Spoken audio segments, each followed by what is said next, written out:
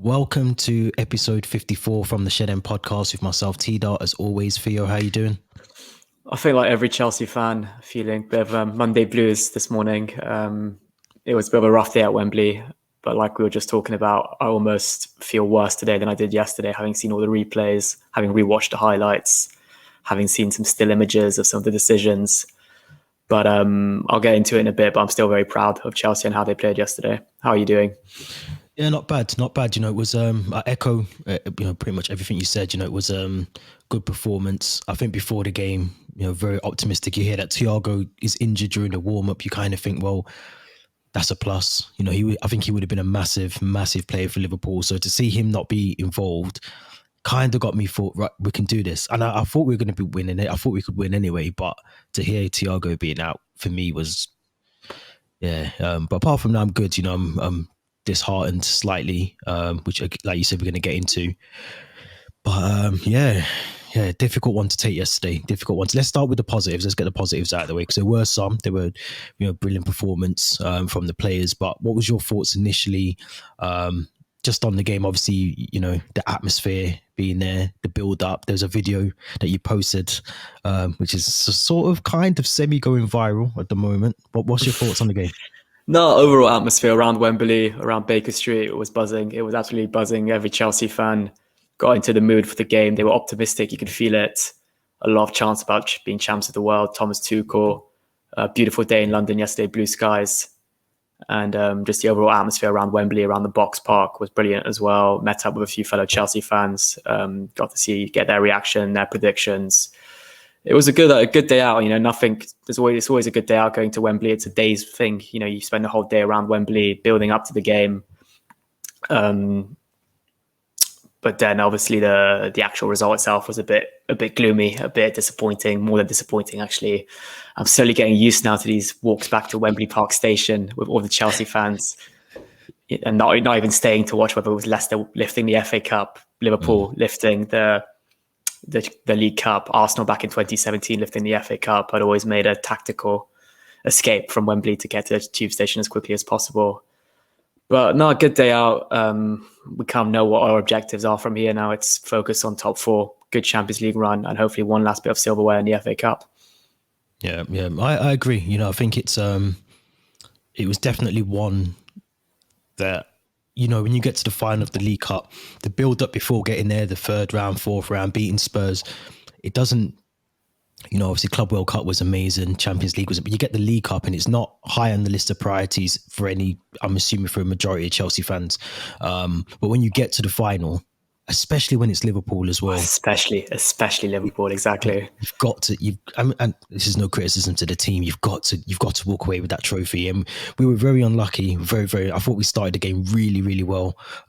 Almost predicted the lineup, which I was very, very proud of myself for. I think obviously Christensen's injury potentially didn't help Tuchel's plans. I'm sure he probably would have preferred to have Christensen in there as opposed to Chalobah, who played very, very well. We're going to get on to Chalobah shortly, but just in terms of how we started the game, it was very much, like I said, the front foot, getting into Liverpool's defensive area very, very well. I thought we'd done that.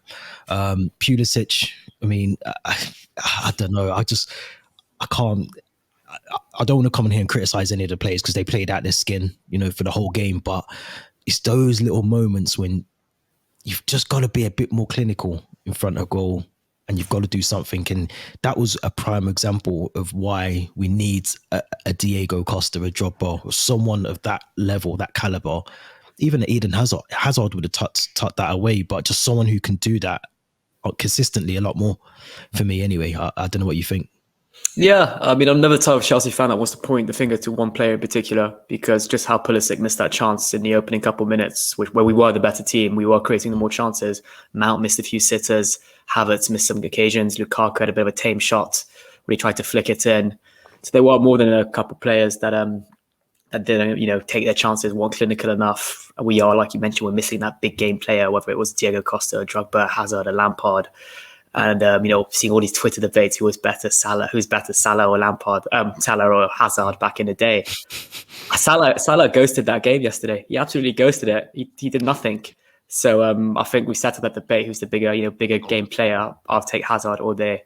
But I thought we looked really sharp. We looked really sharp. As soon as Lukaku wasn't in that starting 11, I knew we'd be playing that fluid football, which we played against Lille midweek. I thought Pulisic, Havertz, and Mount linked up really well. And like you said, in regards to the lineup, it was pretty predictable. As soon as Ziyech and Christensen were out injured, you knew Chalobah would start. You knew that Pulisic and Mount would start. And big boost as well was having Reece James get some minutes ahead of the FA Cup game against Luton.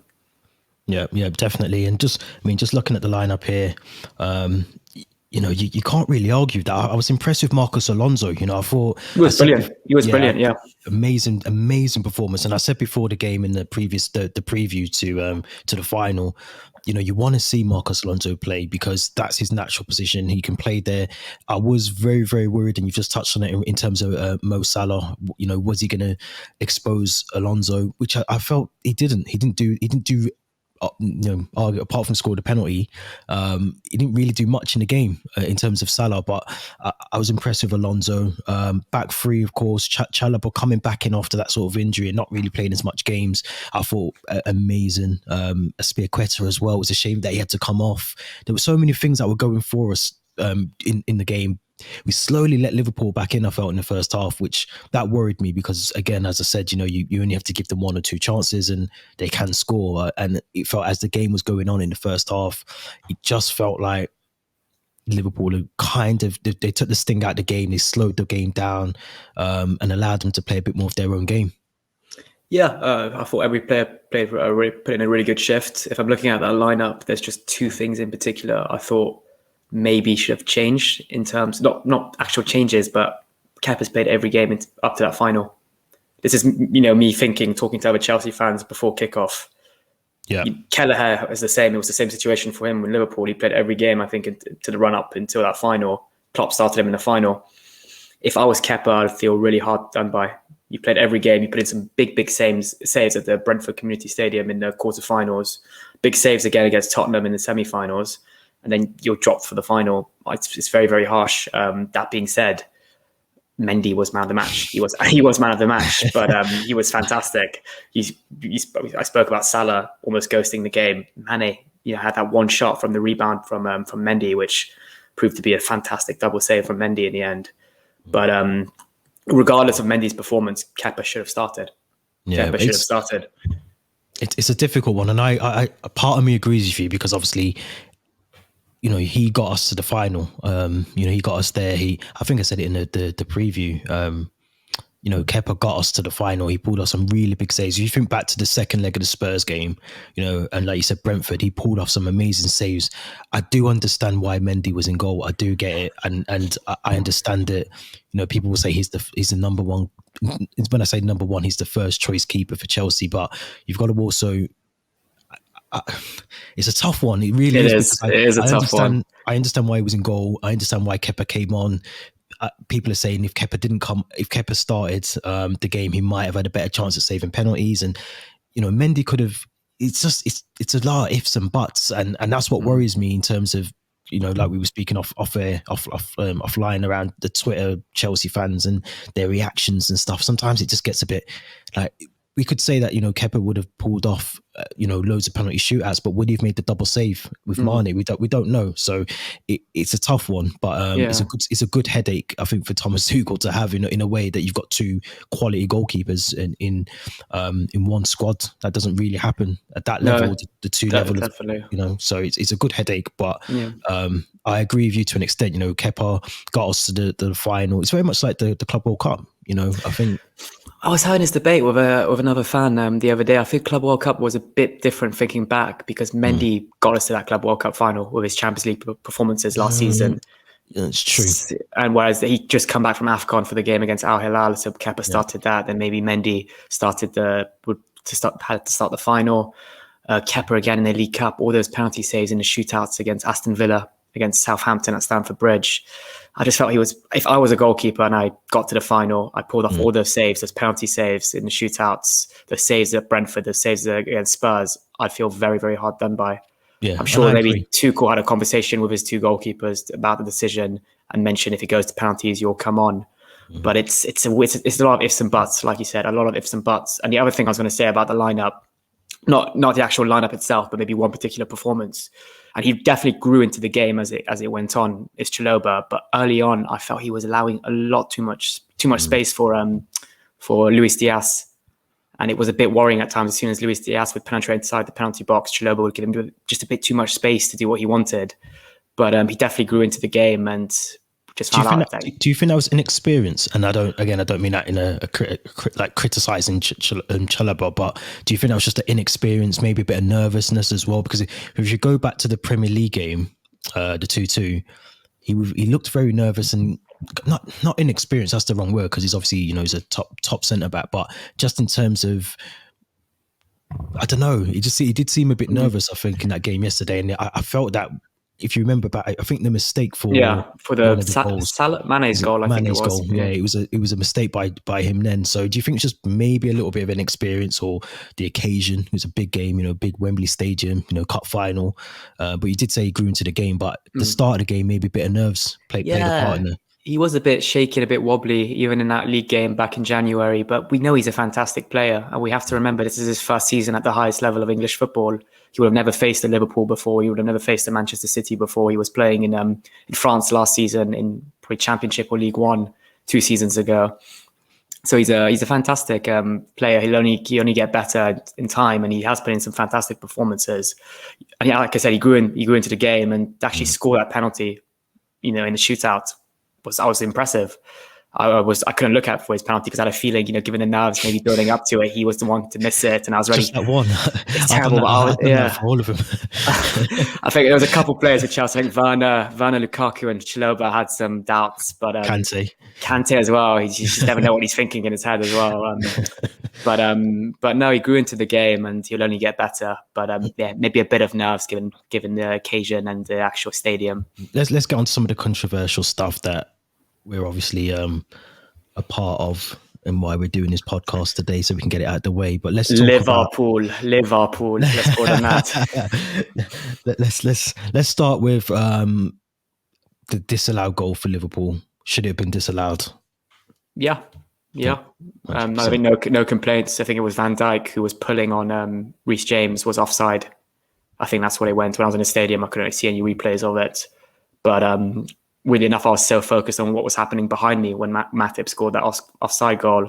There were 4 Liverpool fans within the Chelsea zone who let off a red flare. I can't believe that. I couldn't believe it even. You got to be absolutely brain dead at a cup final to let off a flare of your team's colour in the opposite fans' team section. You said it. You have got to be brain dead. I think it's something that this is why some fans just don't deserve to go to games because of things like that. It could be dangerous. It can cause, I don't want to say riots, but it can cause issues in the stadium. Cause a massive fight, and it's a stupid thing. And another thing it points out as well is the lack of security, and by that I mean the fact you're able to bring flares into the stadium and things like that. Picturesque. It looks really good when, you look at some of these like other, Italian games and they've got the flares going. It looks brilliant, but it's dangerous. It shows there's no real security in terms of. I mean, I don't really mind the flare thing, but just don't do it when you're sat with the fans of the other team. And even when you're talking about all those security problems, I was sat next to my brother, and that was his first game at Wembley since the Euro 2020 final when it was England-Italy. And there was so much mess and controversy in the build up to that final after the game, that he was always telling me, like, I'm having weird flashbacks of being here, not good flashbacks, It can't be nice. It can't be nice. But no, the Matip goal rightfully ruled off for offside, and then from there it was 0-0 again. But the controversial decisions just kept going on after that. Let's talk about the big one, which for me, there are two big ones. The first of the 2 big ones. But okay, let's talk about Naby Keita on Trevor Chalobah. Now, let's do this first, actually. Let's say this is Granit Xhaka, and it's a tackle. Granit Xhaka's, tackling Trevor Chalobah in the same way, same fashion. Everything's the same. Surely, bearing in mind it's Granit Xhaka who picks up a yellow card almost every weekend, it's a red card. It goes to VAR. They send him off. It's job done. Strangely for Liverpool, They got Not, away with it. No not even a yellow. VAR. Not even a yellow. No yellow. Yeah, no yellow. How is that possible? And we're probably sounding very biased, but even to a neutral football fan who supports any other club, surely you can see that is a red card. We're being biased, maybe, but then Jamie Carragher, who's diehard Liverpool, very unwillingly admitted that it was a red card as well. So even if you're biased or not biased, if you've got a brain and you watch football, I feel like it's a red card. And seeing some idiots on Twitter trying to justify that he got the ball. No, but it's a high foot. Even if he got the ball, it's still a high foot. And Chalobah kind of pulls out, and then Keita doesn't really pull out, and it's almost the action after he slows down to make it worse in a way, because then he plants his studs into Chalobah's groin area. Yeah, the fact he needed stitches tells you how bad of a challenge it was in the first place. But the fact it didn't go to VAR is probably what's more frustrating. No, it did go to VAR, but VAR didn't see it as a red card, so they didn't even bother to send them Stuart Atwell to the monitor, which makes it worse, in my opinion. That makes it worse. This is why I need to rewatch the game, because in the moment, it's more, that makes me even more angry, to be fair, because how can you go to VAR, see that it's not okay, so it's not a red card. If it's not a red card, you need to downgrade it to a yellow card. But I don't know. In my opinion, it's because any person, like I said, with a football brain watches that and says, "Okay, that's a dangerous foul." And if I'm in the VAR room, Chelsea or not, let's say I don't support Chelsea, I'll tell the referee, go review this for yourself because it looks dangerous. It could potentially be a red. The fact is telling him to view it tells you that there's something to go and view. Yeah, exactly. So they didn't do that. They didn't do that yesterday. Yeah. They just kind of looked at it on VAR in a room, but didn't even bother telling the referee to go review it.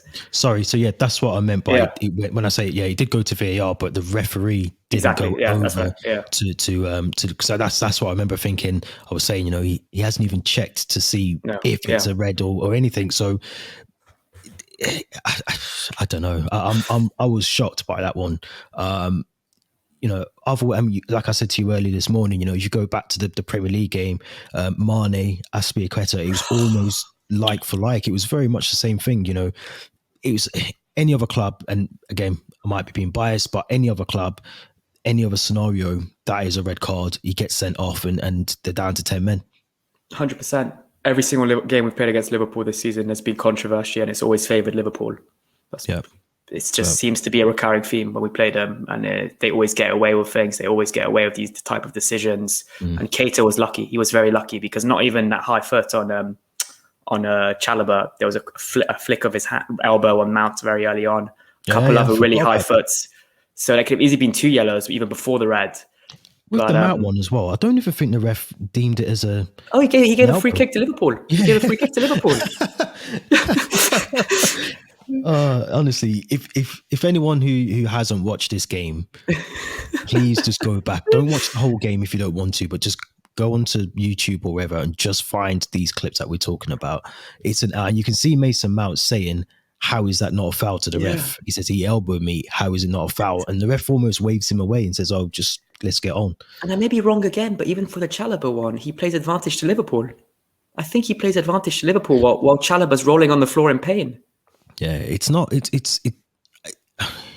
To have VAR in football, there's no room for error. You can't have these many.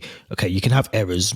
Everyone makes mistakes, and computers aren't always the best. But to have this much protocol around refereeing and officiating, and still we were better off without VAR. Honestly, then probably the next decision, which we're about to talk about, the Lukaku one, the Lukaku offside, which in my opinion wasn't offside. These imaginary lines that get drawn with thicker than Lukaku's armpit. It's just, I could go on a big run again here, but no, like decisions like that almost make me want to get rid of VAR. I am all in favor of it, because it does add a bit of safety and security into the game, knowing that, for instance, Matip's header would have been allowed probably had VAR not been in place. But then when it comes to drawing these lines and, millimeters in it, then that's when I'm not in favor of it. It needs a big reviewing. I think I said this last summer, and I'll say it again. It needs another big reviewing this summer. So there's changes that are made again, because I think they did make changes, even though I don't really see what type of changes were made. But I don't know what your opinion is on that Lukaku offside, having watched probably numerous replays, having not been at the game and watched it on TV. But I think it's bollocks. I'm going to be honest. I'll just say I'm not going to try and sugarcoat it. Yeah. No, it is because I was reading this morning, and I think I was listening to an interview somewhere that in the VAR room, the image that they show they only get one image. Apparently, they don't get multiple angles. And if you look at the camera angle, I still don't understand why you can't just have I do understand why you can't, because you can't have cameras all around the pitch or whatever, but surely there must be a camera angle which shows the actual, so it's literally eyes on. You can't have it in a diagonal or sort of, almost goal line technology type of camera where it's aligned. You've got to do something, because the view that they're looking at it from, I don't understand how they can come, because he could be offside. I'm not saying for me he's 99% onside, but there could be that 1% chance because of the angle. The angle kind of looks like he's on, but he might be off. It's a weird one as well, of the pixels of the screen. Even you kind of think some things look thicker than they are, or not as thick as they are. It's definitely needs reviewing. That angle is not good enough to say yes, he's offside. For me, he's on, because if you look, like I said to you this morning, if you can see where Lukaku's foot is on the sort of the actual pitch, you can see the markings of the pitch. He's behind one of those lines. And I think, is it Matip? I can't remember who it is. Van Dijk, I think it might be. Is it Van Dijk? So whoever's there is ahead of him. Like I don't. It's so clear. It's harder to get it wrong. It's harder to come up with some bullshit to say, oh, it's wrong. It doesn't. I don't know. It's annoying. It's the consistency of these decisions as well, because any other day, had it been in Liverpool's favour, they probably would have got the goal. I know they had something similar maybe last season, but you just feel it always goes against teams that don't really get that luck, or that play Liverpool, or play maybe in Manchester United, or it's the consistency of the decisions, and the actual technology, I think, still needs a big reviewing. I think we need to go back if we can't get VAR, because I always say this. I watch a lot of Italian football, French football, Spanish football, other parts of the country, and VAR works perfect. It works perfect. There's no issues. They might get the odd thing wrong, but the majority of the time, VAR is VAR. Even the Porto game, I was watching Porto last night, and the highlights of that, and there was decisions in there that you could just tell they got it straight away. It was just nipped in the bud. But over here, it seems like you make a mess of something on purpose. Just for the attention, and with everything, just in society, everything's just wrong. But in terms of football, they've got to review VAR. The lines that they're using are just not good. It's just a sham. It's a shambles. But for me, he's onside, and we haven't actually mentioned Lukaku. There's always a lot of talk. We criticise him. I thought he played really well when he came on. I thought he'd done well. Every single player played their part. Even Werner, I thought, looked quite lively when he came on. Jorginho as well, probably for the penalties. Can't remember who else. Reece James as well was brilliant when he came on. He looked like he had been injured for 8 weeks. But Lukaku looked good. A few times I wanted him to have a bit more energy, a bit more movement. But that finish showed that he still has that confidence. He still has it in him, because the angle was quite tight. Yeah, you don't lose it. But let's talk about Reece James, because he came back. He's obviously been out for several weeks now. I think it's been 8 weeks. It's been 8 weeks. He looked good. Looked good to see him back in. I think again he had a bit of a shaky start. I think his first pass was a bit short. I can't remember who to. It might be to Chelseafc. I can't remember. But he got groomed to the game. Brilliant game to come into. I did say potentially it would have been a risk to start him if he's not fully fit. But he groomed to the game. It's good to see him back. I'm sure he'll be playing midweek to get some match fitness, but just overall it looked good to see him back in that pitch, and it might help Lukaku. If Lukaku does come back into team, or Kai Havertz, whoever it is up front, those assists might come flying back in for Reece James. Yeah, we both agreed before kickoff that it was too soon for him to start the game, but we wanted to see him get some minutes ahead of that Luton game to build up his match fitness. And like I said, I thought he was brilliant when he came on. It looked like he hadn't been injured for the last 2 months. I've really missed those chest controls that he does so nonchalantly from the other side of the pitch, and he grew into the game as well. Took a penalty, smashed it in. and for Lukaku, for Havertz, he's one of our most creative players, probably after Mason Mount or Ziyech. So it will be a huge boost, not just for the team, but also the strikers that need the goals.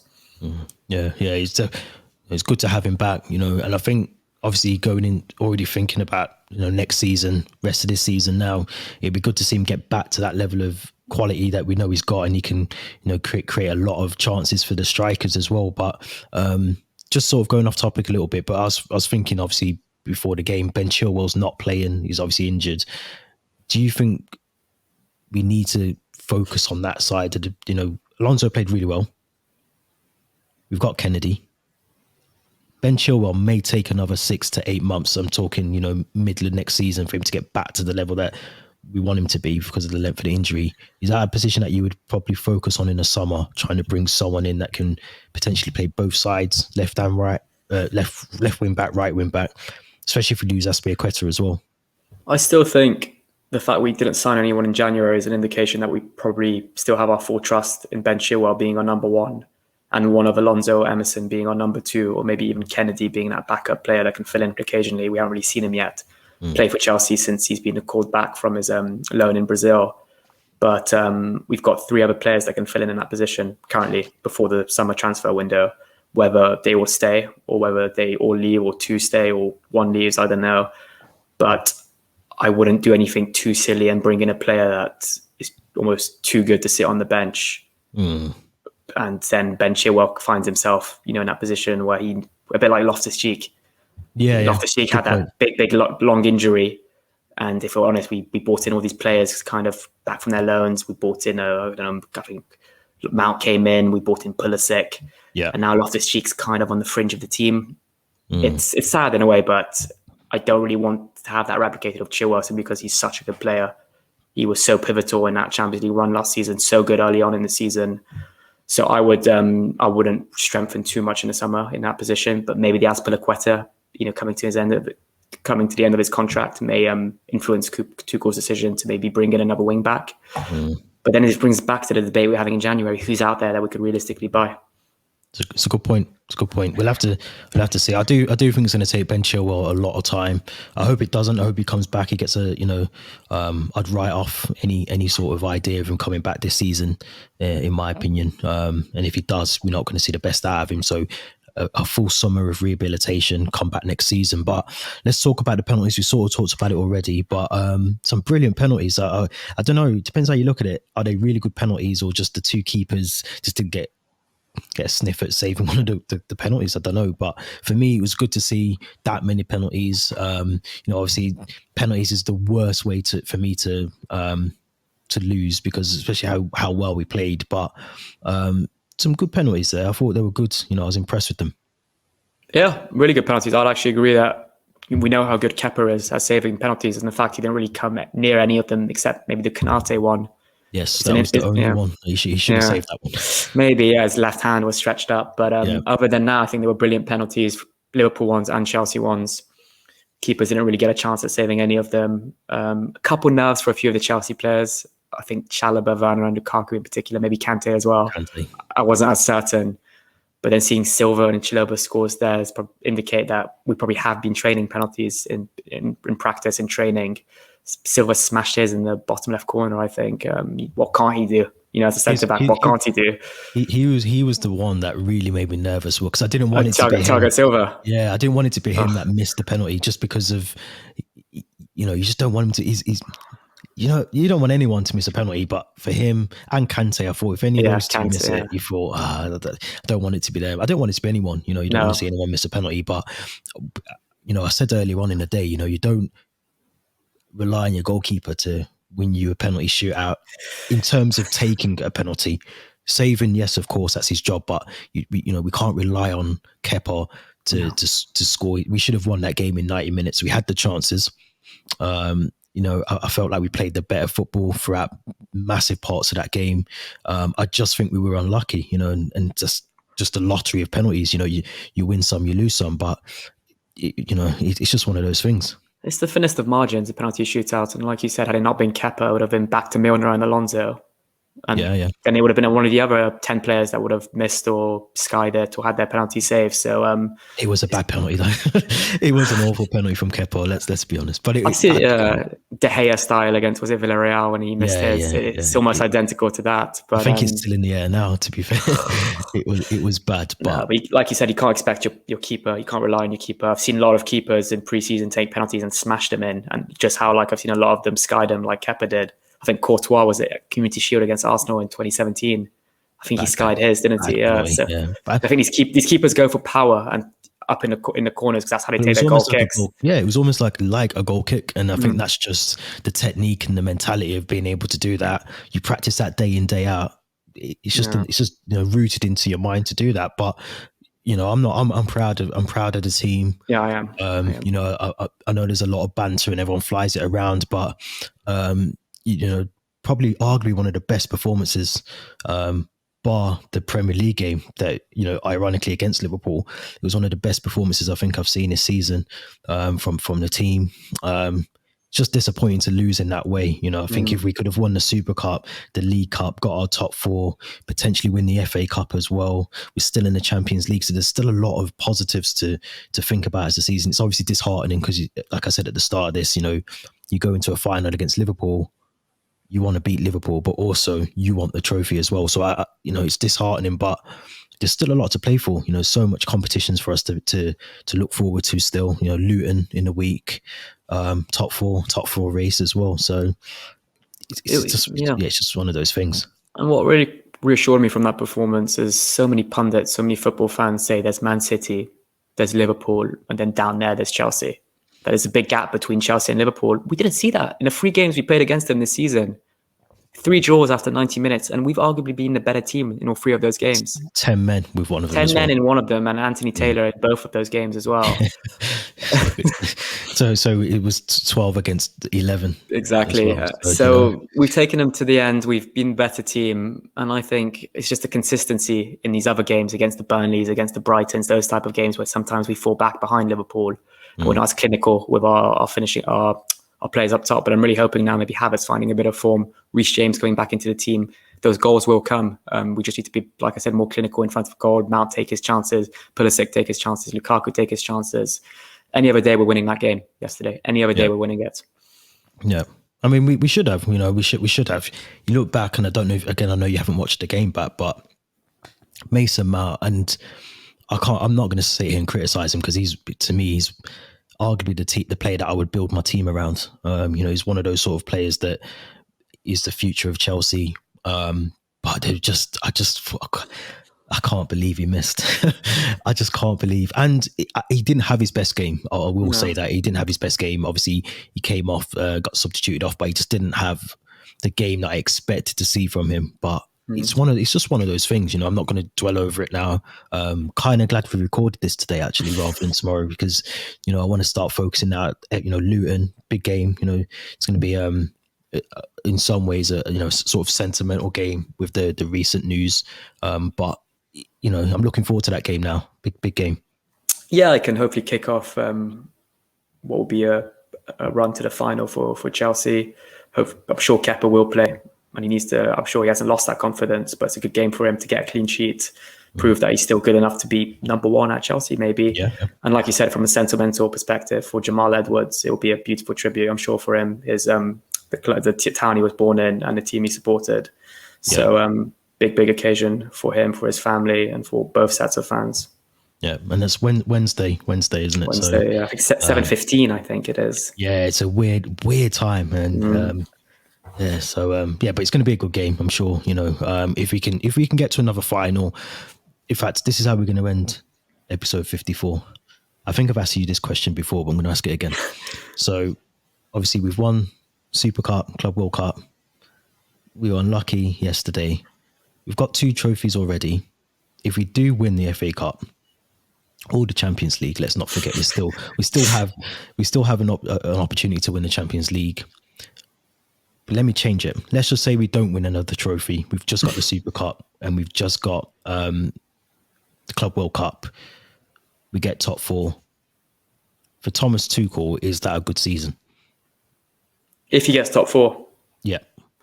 I'd say given how the season's planned out with injuries, that month of December with COVID cases, and the fact he put in a very good performance in the League Cup final, and depending on where he reaches in the FA Cup, then I'd say yes. I would say yes, especially given how dominant Man City have been domestically in the league. And it's just one thing that annoys me now is just how all the domestic cup finals we've gotten to, and we've just underperformed in all of them. It's slowly going and annoying me. We haven't won, I think, at Wembley since in a final since the 2017 FA Cup, if I'm not mistaken. I don't know if I'm a bad cast there because I've been going a lot. I was just about to say there's a Wembley curse, and someone's responsible for it. But I'm going to try to get a ticket for Lille away on Wednesday, and my record's going away from my European record is not great either. So maybe I should just stay away from Chelsea altogether. But what was the But we've got a, oh no, there is no away goals anymore, is there? So no. I was going to say we've got a bit of an advantage, but I would really have to mess it up to get knocked out if I'm there or not. So hopefully I'll get a ticket and go. It'll be a good game for you to get to as well, because obviously, I know you've did sort of European away games before, so you've had some good memories there. But there's still a lot to play for, and I think it would be, from a club perspective and Tuchel's perspective, I think the 2 trophies and a top 4 finish with the injuries, with the COVID issues, I think it's a very good season. Yeah. I think it's a season that we've shown improvement. You have to remember last season we scraped top 4, I think last game of this season against Aston Villa, although we drew. We lost and Tottenham won, but we would have gotten in with the Champions League win. Yeah, so, at the time we didn't know that. So we were thanking Gareth Bale. I remember we were thanking Gareth Bale, weren't we? That was it, yeah. So I think in terms of winning the Champions League, Super Cup, Club World Cup, we've had loads of injuries. You think we lost 2 key players, Reece James and Ben Chilwell. We've had the issue with Lukaku this season as well. There's a lot that has gone against us, but we've still been able to get to finals. We've got trophies and a top 4. And if you go and ask a United fan or any other team, they'd probably take that. Even Liverpool, Liverpool fans would take winning off the back of winning the Champions League and winning the Super Cup, then winning the Club World Cup. They'll take that over that League Cup. Yeah, last season Liverpool they were trophyless, but I think they were quite happy with their top 4 finish given the Van Dijk injury, the Joe Gomez injury. So it's similar to us, I suppose. Yeah, 100%. So there's still a lot to play for. It's still a VARcical. So definitely been a VARcical yesterday. So, that's not going to be forgotten too quickly, but a lot of football to play still. And, there's still trophies up for grabs, which I'm sure we're going to be involved with, hopefully. So, of course, guys, if you're listening on Spotify or Apple, you can subscribe to the YouTube channel. Just search From the Shed End. You'll be able to find us on there. So make sure you give us a like and let us know your thoughts in the comments as well. And vice versa, if you're watching on YouTube, make sure you follow us on Spotify or Apple Podcast, so you'll be able to make sure you don't miss another episode of From the Shed End. But this has been episode 54. Theo, as always, I hate saying it on these kind of podcasts, but there is a lot of football to play and we have to be upbeat. But it's been a bit of a shit one. If we're being honest, let's be honest, it's not been the best one. But as always, thanks for joining me. This has been episode 54. 55 will be out next week, hopefully. But thanks for listening, everyone, and we will be back next week.